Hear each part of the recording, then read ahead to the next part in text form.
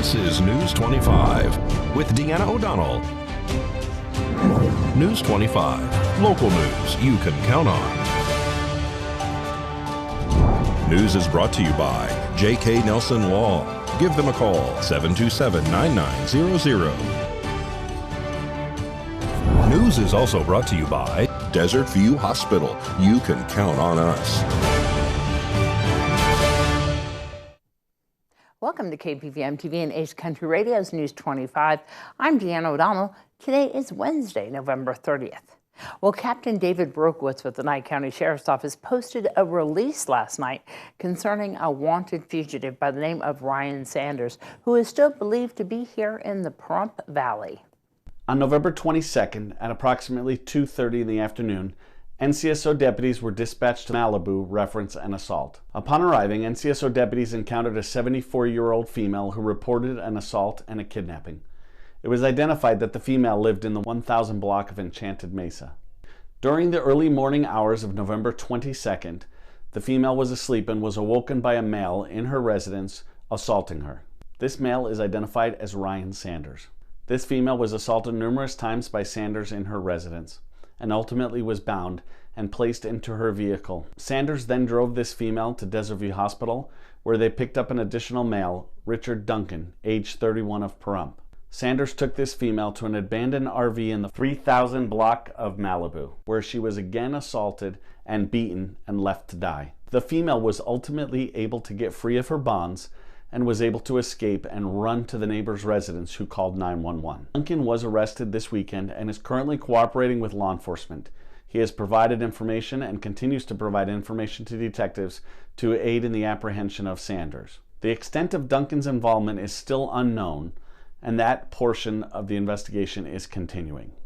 Duncan remains in the Nye County Detention Center. Detectives are asking you to check your home surveillance systems. We have identified the route that was taken and the times that these individuals were driving in our community. I'm going to go through that list with you and would request that you check your home surveillance if you are in the area of any of these locations. The times and routes are as follows. Sanders leaves the victim's residence at approximately 4 a.m. on the 22nd in the victim's white 2018 Honda Civic. They traveled from Enchanted Mesa to Jackrabbit, to Mount Charleston, to Red Butte, to Highway 372, to Lola, ending at the Desert View Hospital parking lot at approximately 4:15 in the morning. At approximately 4:19, Sanders leaves Desert View Hospital, takes Lola to Wilson, to Linda, to 372, to Red Butte, and stops at Rubalcaba's on Red Butte. He then leaves Rubalcaba's and takes Mount Charleston to Jackrabbit to Enchanted Mesa and arrives back at the victim's residence at approximately 4:30 in the morning. At Rubalcaba's, Duncan gets into Ryan Sanders' vehicle, which is described as a blue 2009 Ford Fusion. He then travels on Mount Charleston to Pahrump Valley Boulevard, to Calvada, to Terrible's Country Store, where he stopped for gas, and then to 160, to Homestead, to Malibu. Sanders leaves the victim's residence at approximately 4:35 in the morning and drives to Malibu, utilizing Jackrabbit to Highland, and then an unknown route to Malibu in the white Honda. The victim's blue Chrysler 300 was ultimately taken from the victim's residence and was later recovered at the 1000 block of Winsong unoccupied. How it got there is still under investigation. The white Honda was recovered at the intersection of Elderberry and Big Sky Road. A link between Sanders and the victim's family member has been identified, and this appears to be a revenge attack versus a random attack. Sanders is described as a 37-year-old male, 5'11", 220, blonde hair, brown eyes. These two mugshots are from 2022 and 2021. Detectives have information that Sanders may be now clean-shaven. We can confirm that Sanders' 13-year-old son is with him. We have no direct information that there is a direct threat to his son. However, we are looking for him while attempting to apprehend Sanders. A nationwide arrest warrant has been issued for Sanders, charging him with kidnapping in the first degree, attempted murder, false imprisonment, burglary, grand larceny of a motor vehicle, attempted sexual assault, and battery with substantial bodily harm. And this morning, News 25 caught up with Brokewitz to find out more regarding this case. So currently we're out of leads as to what vehicles he's driving. We believe that he's here in the community still, and we're just actively hunting him. We have the nationwide warrant, and our detectives are just working tirelessly, as well as the patrol deputies, to try to locate him. At this point, obviously he's on the run. He's well aware that we're looking for him, and it's just going to be a matter of us finding him. We have no information either way. We are aware of where all of the vehicles that he originally had access to are, and we've recovered those stolen vehicles. So at this point, we really don't know. Our presumption is he's hunkered down somewhere based on the lack of information, but we do believe him still to be here in the community. There was somebody arrested for being involved in that stolen vehicle. It was recovered unoccupied, and we still haven't proven exactly how or when it got there. All information we have at this point is that his son is still with him. We have not obviously personally seen that, but everything that our investigation has revealed is that his son is with him. Yes, we definitely have information that he is with him. We have no indication that there's anything wrong with his son or that he's made any indication of threats to his son. Obviously, the nature of the crime is concerning to have him out at all, and especially with his juvenile son.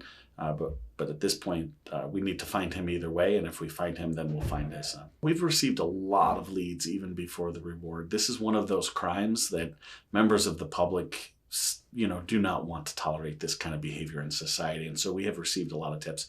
Since the reward's been advertised, we've certainly had a lot of people providing tips. But at this point, it's a lot of people that are just kind of sharing the same information without accurate location information of him currently. So the investigation has identified that the suspect is tied to a family member of the victim, and that from everything we gathered, this was some sort of a revenge attack versus a random attack. So it is not just that he randomly picked her. We have pretty good information that he was just trying to get revenge on one of the family members. Duncan is an associate of Mr. Sanders and apparently was solicited by him. As you're aware, he is in our custody, and he is being semi-cooperative with us and providing as much information as he can to attempt to apprehend Sanders. You can do it through dispatch at 751-7000. They can submit confidential emails. Obviously, those aren't anonymous, or they can use our app or social media and send anonymous tips to us as well. The victim's in stable condition. Obviously, there's a long road of recovery from the physical aspect of this and also the mental aspect of it. And when you're elderly, obviously, your recovery is slow, but she's obviously a resilient person and seems to be doing as good as can be expected given the circumstances. We've had contact with both his family members, local and afar, and as far as we can tell, everyone's being cooperative with us. I don't think these are the type of crimes that family members cover for family members. The reality is Sanders should be alone out there. There should be nobody that condones this type of behavior. And our hope is that everybody that has any information is turning it over as soon as they get it. Yeah, sure. And we've had contact with them. Obviously, we share their concerns. And our goal is to get him off the streets. And in doing so, we would obviously then be able to find a place for Ryan Jr. to be at. Mr. Sanders sees this. We're not going away. And the best thing he can do is turn himself in, and let's end what is already a horrible situation before it gets any worse. And more developments in this case after the break. Watching News 25, the most recognized and farthest reaching local news in Nye County.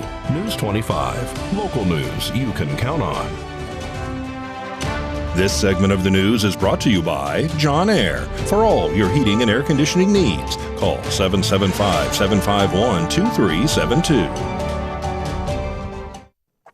Welcome back to News 25. Well, this afternoon for 3 hours, law enforcement and medics were held at a residence on Oak Ridge on Pahrump South Side for what was reported to be a person in the attic space of Sanders' home. He's the wanted fugitive that police are trying to capture. We spoke to Captain David Berkowitz on scene after the incident.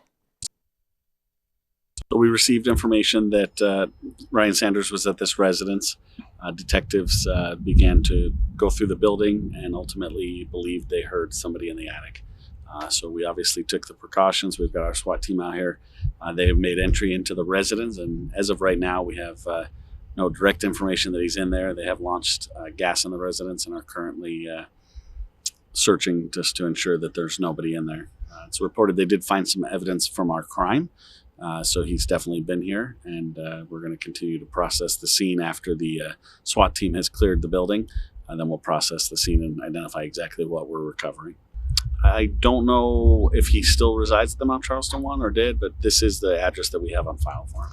I was told when I arrived on scene that she was some sort of a family nanny of some sort, but I'm not really sure to who or what her involvement is. It is not completely clear. They are doing a search with gas masks just to ensure that nobody's in there that was somehow avoiding the gas. We've got parole and probation, highway patrol. We've got all of our detectives. We've got our SWAT team, several administrators, and just making sure that we have the resources that if he were to be in there, that we would have the resources needed. Our philosophy is we're going to catch him, and we'll continue to do this every time we have a lead until we find him. We'll definitely be looking more into the involvement, but as of right now, we have nothing to indicate that she's in any way involved in a negative way. And police say that if you are hiding out Ryan Sanders, you could face lots of other charges. And if you know where he is located, you are urged to call the Nye County Sheriff's Office at 775-751-7000. You can, of course, remain anonymous.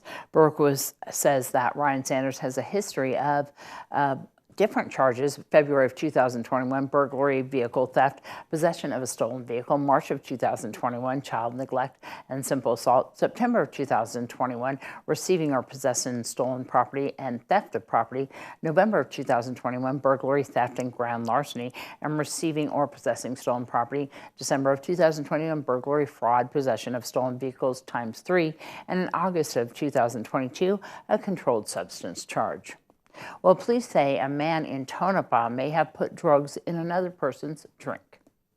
On November 18th of this year, Nye County Sheriff's Office reported that they have arrested an individual by the name of Deshaun Blaisdell, who is now facing the alleged charges of poison, adulterate food, water, medicine, and sell, transport, or attempt Schedule 1 and 2 controlled substance. According to the declaration of arrest on November 18, 2022, deputies were dispatched to a potential drugging at the Mizpah Club in Tonopah. Once on scene, deputies reviewed video footage which shows a white male adult sitting at the bar at approximately 4:40 in the morning. The footage then shows a black male adult, identified as Deshaun Blaisdell, walking up and exchanging a drink that he was holding. The footage then shows the victim taking a drink from the exchanged drink while Blaisdell drinks the drink that he took from the victim. The footage then shows the victim about to finish the drink and commenting that the drink tasted weird and throwing the rest away. Deputies reviewed another footage of Blaisdell leaving the restroom with a drink in hand and walking directly to the victim and exchanging the drink. Later in the investigation, deputies met with the victim, who stated that he remembered saying that the drink tasted weird, then began to feel very energetic and focused on his hands, and that he felt sense of euphoria and strength that lasted several hours. The victim stated that he became worried about how he was feeling, so he went to his parents' house. A blood pressure monitor was used, and deputies saw the victim's blood pressure at 130 beats per minute. The victim asked deputies if it is possible for him to take a drug test to see if his drink was tampered with. Deputies and the victim went to the sheriff's office, who provided a urinalysis test which resulted in presumptive positive for methamphetamine,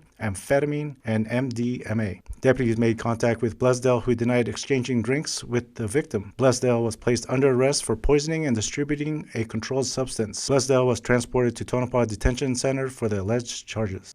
If you have Humana insurance, there's some free classes that may help you move more freely and live a healthier, happier life. I recommend to many patients that they move and that they attend your class, because it's for everybody. I don't care if you come in a wheelchair, if you have difficulty in walking, this is the place to be. This class is a silver sneakers based class, and it is only for Humana in this Humana building here.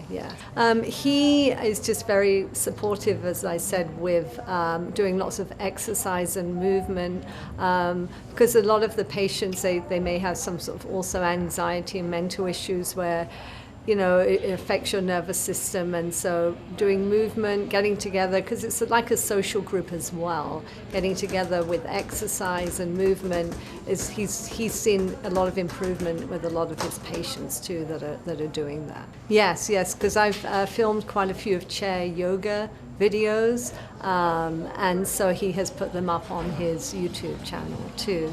And he's getting a lot of his patients also. I think also with Intermountain, they're working on getting the videos out there to everybody, to all, older people. A lot of these chair yoga videos is now on his YouTube channel. The classes are at 10 o'clock each day, which is Monday, Wednesday, and Friday for an hour. Wednesday morning is chair yoga. Monday and Friday is muscle, so we use the weights and the straps. So we also do lots of exercises, movement, sometimes little dance moves as well. And there is a schedule, and the classes are listed on the schedule. If you're in a wheelchair, we have different weights from 1 pound to 5 pounds, and the same with the straps. We have different colors that are different weights and different strengths. And we have a lot of work that we do with eye-and-hand coordination. So it's a fun group, this fun way to exercise and strengthen and breathe and get together. Well, looks like lots of fun. Well, we'll have more with your health report when we return. You're watching News 25, brought to you by Mountain West Lawyer, Injury Attorneys, 727-9500. Also brought to you by Silver State Health. Visit silverstatehealth.org or call 702-471-0420 for an appointment. News 25, local news you can count on. Well, we did want to mention to our viewers and listeners that if you heard any loud booming noises today, and we had a couple phone calls today, that those are the result of two different things. We are on the south end of town today, and Front Sight Firing Range had a lot of people training down there today, and we heard the booms down there. But also Nellis Air Force Base has some training exercises going on today as well, and that is very common here in southern Nevada, and that is the result of sonic booms from some of their training exercises. So you will hear them pretty frequently here in southern Nevada when we have those training exercises happening. And so don't be alarmed when you hear those. That is a result of sonic booms. But if you're down there near Front Sight, which will be soon renamed to Prairie Fire, you will hear those boom noises. And so we'll try to keep you posted on when those are happening. But if you're suffering from a cold, you may be desperate to try different remedies with hopes of feeling better. So we asked Dr. Neha Vias with Cleveland Clinic which ones are the best to follow when recovering at home. Drink lots of fluids. Non-caffeinated beverages are the best. So remember, broth, whatever kind of broth you like, or whatever kind of soups you enjoy, whether it be chicken soup, lentil soup, or any sort of miso soup, anything and everything that is water-based that you can get in is quite helpful when you're trying to fight the common cold.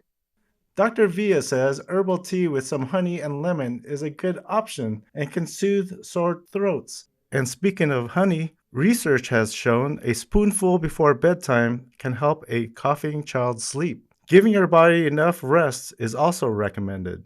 Dr. Villa says saline nasal drops and over-the-counter medications like acetaminophen and ibuprofen can relieve symptoms too. It's important to note there's no way to cure the common cold.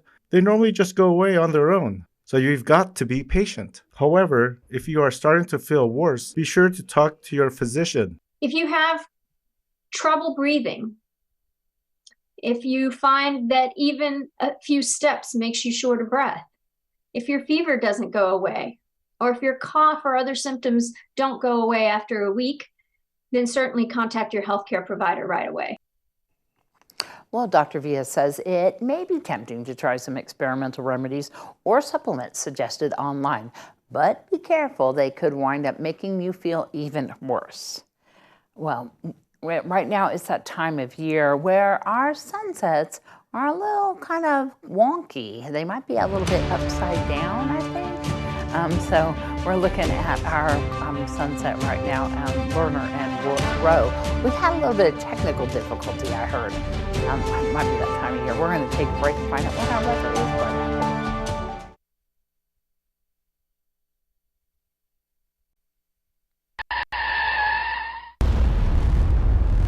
News 25 Weather Cam is brought to you by Lerner and Rowe Injury Attorney's Office in Pahrump. In a wreck, need a check? Call 702-877-1500.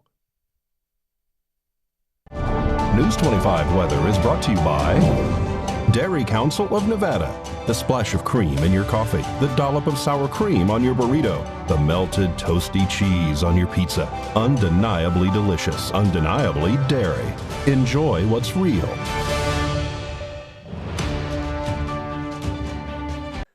Hi, good evening, Nevada. It's John Kohler from the KPVM Channel 25 Weather Studios. And are you ready for some weather? Wow, look at this weather map today. It's crazy. Fernley and Fallon, fraternal weather twins at 56 different temperatures at night. Fallon, you're getting down to 28. That's darn kind of frosty, actually.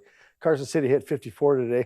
Tonopah and Goldfield, identical weather twins at 42 on the hot spots, 22 on the cold spots. Yeah, you're cold all the way up there. You're very cool. Congratulations. 54 in Beatty, 57 in Amargosa. Is that the hot spot award winner? Let's hold out on that. Las Vegas saw 53. Death Valley, 65. Perfectly wonderful. And here in the Paradise of Perm, let's take a look. 53 degrees. That's our current temperature. And we're the Hotspot Award winners today. Congratulations, one and all. 61 degrees was our high today. We saw winds coming out of the south-southeast, 8 miles per hour. Well, we didn't see them. We felt them as the sun rose this morning at 6:35, and it set this evening, regrettably, at 4:29. We didn't lose any daylight on this end of the clock today, though. That was pretty good. Low tonight at 40 degrees under clear skies. I see lots of humidity up there, 41%. Or we get clouds tomorrow? You betcha. Wow, throughout the whole week. And actually, some wind carrying in this weather system at about 18 miles per hour. Tomorrow, temperatures getting up to 61 degrees over the weekend. That's pretty good news. Except for Sunday, we're getting a report there's going to be some rain. Not tons of rain, but enough rain to get you wet, that's for sure. Temperatures return to fighting trim in the mid-50s Monday, Tuesday, Wednesday, so look forward to that. But yeah, a little bit rainy on a Sunday. That's all right. It'll make your world complete. All right, back to the desk. Here's Deanna.